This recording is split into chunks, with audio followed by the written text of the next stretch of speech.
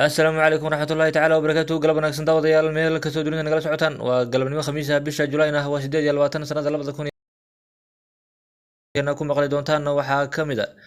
dowladda federaalka ee dalka Itoobiya oo markii ugu horeysay ka hadashay dagaaladii ka dhacay deegaanka Soomaalida ee ciidamada liiw booliska iyo kooxaha shabaab u dhaxeeyay. dagaalyahanno ka tirsan kooxda shabaab oo cusub oo lagu qabtay Soomaalida iyo xog culus oo kasoo baxaysa safar uu ku tagay magaalada Nairobi caasimadda dalka Kenya madaxweynaha Jubbaland Axmed Madoobe. qodobadaas iyo qodobo kale oo faahfaahsan ayaad barnaamijka ku maqli doontaan saaxiibayaal. soo dhawaada. aan ku bilownay dowladda dhexe ee dalka soo saartay war-saxaafadeed ay uga hadlayso dagaalkii dhowaan dhex maray kooxda shabaab ka helaya militariga dalkaasi Itoobiya. warmurtiyeedkan oo ahaa mid hadasho dagaaladii ka dhacay gudaha deegaanka Soomaalida kadib markii dagaalyahanno tiro badan ay soo galeen deegaanka gobolka Afdheer iyo Shabeelle kale. hoggaanka kooxda shabaab oo dhankooda iyagu sheegtay inay guulo ka gaadheen ayaa dhanka dowladda federaalka dalkaasi Itoobiya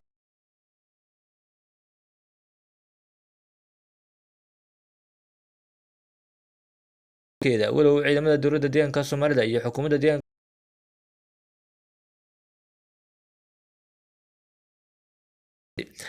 war-saxaafadeedkan ayaa si buuxda ugu saabsan faahfaahinta dagaaladii is-xigxigay ee ka dhacay magaalooyinka u dhow xadka kala qaybiya Itoobiya iyo Soomaaliya kuwaasoo ay ku lug lahaayeen kooxda shabaab iyo ciidamada liiw booliska ee dowladda deegaanka Soomaalida.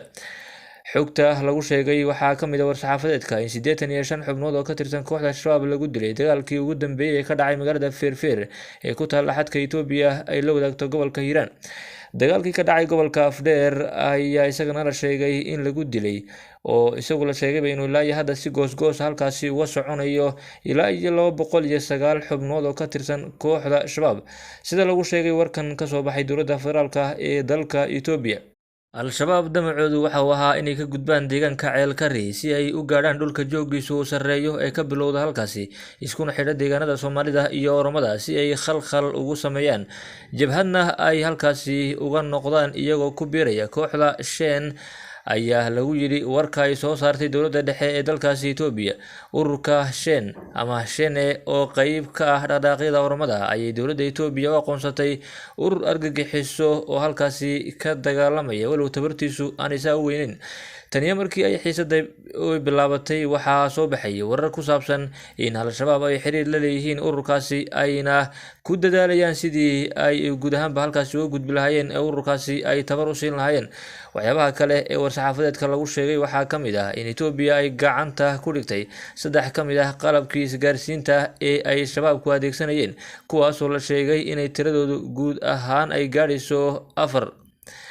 mas-uuliyiinta dowladda Itoobiya warkan kuma aysan qeexin qorshahooda xiga ee ku saabsan dagaalka iyo weliba tallaabada ay qaadi doonaan. waxa uuna walaac ka taagan yahay amni darrada ka soo cusboonaatay deegaankaasi ku yaala bariga dalka Itoobiya ee deegaanka Soomaalida. hase yeeshee madaxweynaha dowladda deegaanka Soomaalida Mustafa Maxamed Cumar oo dhowaan gaadhay furinta hore ee dagaalka ayaa sheegay in la abuuri doono aag ka caagan kooxda shabaab iyo guud ahaanba dadkaasi dhaqdhaqaaqyada amni darrada ka sameynaya gudaha deegaanka Soomaalida.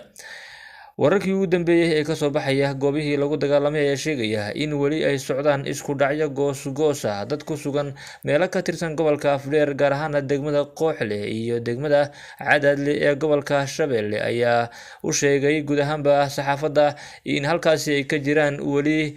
dagaalo goos ah oo ka dhacay aagii lagu dagaalamay dagaaladii ugu adkaa ay ka dhaceen oo ahaa aagga degmooyinka Qooxle, Hargeyle iyo weliba Cadaadle waana aagga u dhexeeya ee Dharaaye iyo Afcadde. waxaa wararka naga soo gaaraya magaalada ama deegaanka Afcadde uu sheegaya in halkaasi lagu qabtay qaar ka mid ah kooxihii argagixisada ah oo dagaal ku soo qaaday ciidamadii ammaanka ee ku sugnaa degmadaasi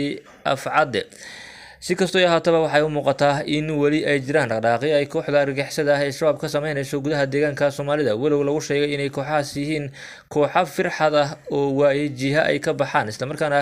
guud ahaanba intii la qaban lahaa doonaya in ay dagaalamaan. waxaana weli halkaasi ka jirta cabsi xoog badan sida ay dadka deegaanku noo sheegeen, waxaana ay sheegeen inaan la tegi karaynin meelaha ka fog magaalooyinka, lagana cabsi qabo in kooxahaasi firxadka ah ee deegaamadaasi jooga ay dhibaato u geystaan dadka shacabka. walow ciidamada liu booliska xoogoodii la geeyey xuduudka Itoobiya iyo Soomaaliya iyo weliba dhanka gobolka Shabeelle ee deegaanka Feerfeer, haddana waxaa weli halkaasi ku sugan ciidamo tiro yar oo ka socda ciidamada liu booliska iyo weliba ciidamada deegaanka ee maleeshiyaadka loo yaqaano.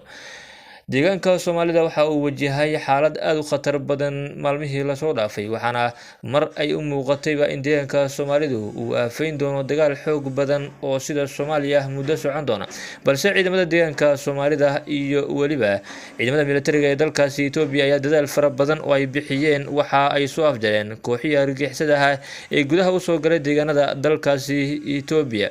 ciidamada deegaanka Soomaalida ee ku sugan aagga Feerfeer ayaa la sheegay in halkaasi ay ka samaysan doonaan xeryo waaweyn oo lagaga hortagayo kooxahaasi argagixisada, walow madaxweynaha deegaanka Soomaalidu uu sheegay in kooxahaasi lasii baacsan doono tan iyo gudaha dalka Soomaaliya. waxaana haatan soo baxay qorshayaal ay dowladda dalka Itoobiya u dejisay dagaaladaasi oo la doonayo in dowladda Itoobiya ay si buuxda ula wareegto magaalooyinka Beledweyne iyo Baydhabo oo haatan ay si qayb ah uga taliyaan, balse waxay doonaysaa in dowladda Itoobiya ay la wareegto magaalooyinka xadka ku teedsan oo Beledweyne iyo weliba Baydhabana ay ka mid yihiin.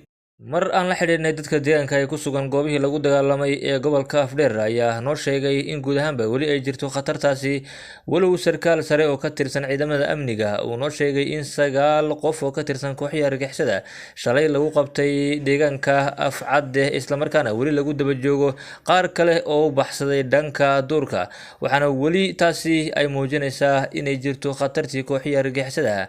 haddii aan tallaabooyin dheeraad ah la qaadina ay dadka shacabka wajihi karayaan dhibaato xoog badan oo dagaalo ku dhufo ka dhaqaaq ah lagu soo qaadi doono. haatan aan eegno madaxweynaha Jubbaland Axmed Maxamed Islaam Axmed Madoobe ayaa safar ku jooga magaalada Nairobi ee caasimadda dalka Kenya kadib markii halkaasi uu shalay soo gaadhay, islamarkaana uu guud ahaanba la sheegayay inuu la kulmi doono madaxda ugu sarreysa ee dalka Kenya. safarka madaxweyne Axmed Madoobe ayaa daba socday safar uu muddo dheer halkan ku joogay magaalada Nairobi. agaasimaha hay'adda nabad sugidda iyo sirdoonka qaranka oo la sheegay inuu maleegay qorshe ka dhan ah Axmed Madoobe oo la doonayay in talada lagu dhaafiyo. waxaana safarka Axmed Madoobe uu daba socday safarkaasi Mahad Salaad uu ku joogay magaalada Nairobi oo qorshahaasi lagu dejinay, waxaana uu doonayaa in uu mar kale uga dambeeyo qorshahaasi oo madaxweyne Axmed Maxamed Islaam Axmed Madoobe uu jeebka ku sii wato dowladda dalka Kenya. waxaana Mahad Salaad uu isku dayay inuu dowladda Kenya garabkiisa ka bixiyo Axmed Maxamed Islaam Axmed Madoobe. waxa wararka xogaha aan helnay ay sheegayaan in marka uu halkan ka dhamaado Axmed Madoobe uu tegi doono magaalada Muqdisho, halkaasna uu kula kulmi doono madaxweyne Xasan Sheekh Maxamuud iyo weliba Xamse Cabdi Barre si looga wada hadlo arrinta gobolka Gedo oo noqotay guud ahaanba far dheeraatay, islamarkaana uu doonayay Axmed Madoobe in dib loogu soo celiyo xukunka gobolka Gedo Jubbaland. si kastoo ay ahaataba Axmed Maxamed Islaam Axmed Madoobe ayaa doonaya inuu muddo dheer sii maamulo maamulkaasi Jubbaland, umana muuqato xilligan in guud ahaanba talada si dhib yar loo dhaafin karayo marka la eego dadaaladii la isku dayay xukuumaddii madaxweyne Maxamed Cabdullaahi Farmaajo oo wax walba u sameysay sidii ay u dhaafin lahayd Axmed Madoobe talada. haatanna Mahad Salaad ayaa bilaabay qorshe kii u dhow, balse wuxuu u muuqdaa inuu sii fashilmayo. akhyaarta sharafta leh wada nagala socoto, uu taniyo kulanti dambe, nabadgelyo.